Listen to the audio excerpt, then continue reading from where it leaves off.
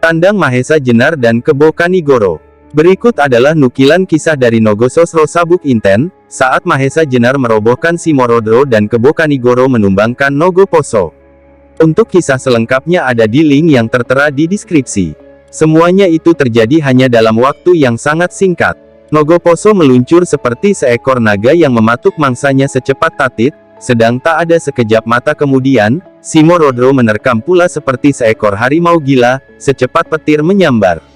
Ki Ageng Soro Dipoyono, Ki Ageng Pandan Alas, Titis Anganten dan Lembu Soro beserta Sawung Sariti, demikian juga Aryo Saloko, hanya sempat melihat betapa dua orang, Mahesa Jenar dan Kebo Kanigoro bersikap serupa.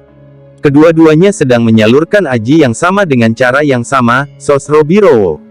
Meskipun persamaan itu telah menimbulkan suatu teka-teki pada mereka, dan bahkan tokoh-tokoh sakti dari golongan hitam, namun mereka tidak sempat menebak-nebak lagi, ketika mereka melihat apa yang terjadi kemudian. Ternyata Kebo Kanigoro sama sekali tidak berusaha untuk menghindar. Dengan tatak dan penuh kepercayaan kepada diri, ia membenturkan aji Sosro Birowo melawan aji Nogoposo, sedang di lain pihak Mahesa Jenar telah menghemat tenaganya dan melakukan suatu tindakan yang pasti, menghindari benturan dengan aji Macan Liwung, namun dengan pasti ia berputar satu kali dan mengayunkan ajiannya Sosro Birowo. Dalam keadaan yang demikian Simorodro hanya mampu untuk bertahan.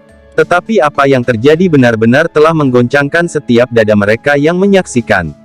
Dua benturan yang hampir bersamaan disusul dengan bunyi yang gemuruh dua kali berturut-turut. Kemudian apa yang mereka saksikan hampir-hampir tak dapat dipercaya. Nogoposo, seorang yang sakti tanpa banding di sekitar Pulau Nusa Kambangan, bahkan yang tak terkalahkan oleh setiap tokoh sakti yang manapun dari golongan hitam maupun lawan-lawan mereka, kini terbanting diam. Meskipun tak sempat sedikit pun tampak luka pada kulitnya, namun isi dadanya serasa hangus terbakar. Karena itu, Nogoposo tidak usah mengadu untuk kedua kalinya.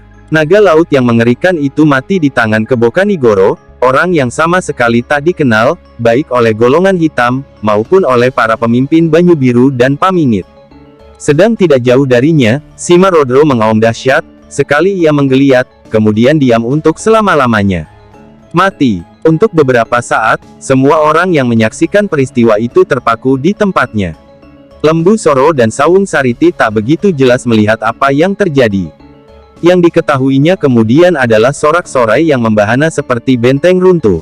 Sayup-sayup terdengar di antara gemesik angin senja, Laskar Banyu Biru berteriak-teriak, Nogoposo mati, Nogoposo mati. Kemudian disusul, Simorodro mati, Simorodro mati. Teriakan-teriakan itu benar-benar hampir tak dipercaya. Bagaimana mungkin Nogoposo dapat mati, dan Simorodro tua dari Lodoyo itu pula? Apakah Mahesa Jenar dan sahabatnya itu mampu membunuh mereka?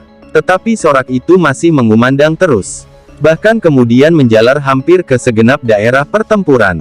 Namun bagaimanapun juga berita itu sangat meragukan. Bahkan, Ki Ageng Soro Dipoyono, Ki Ageng Pandan Alas dan Titis Anganten, yang beruntung dapat melihat peristiwa itu pun, meragukan penglihatannya. Mereka saling memandang satu sama lain. Kemudian mereka mengangguk-anggukkan kepala mereka dengan penuh kekaguman dan keheranan. Suatu keajaiban, desis Soro Dipoyono.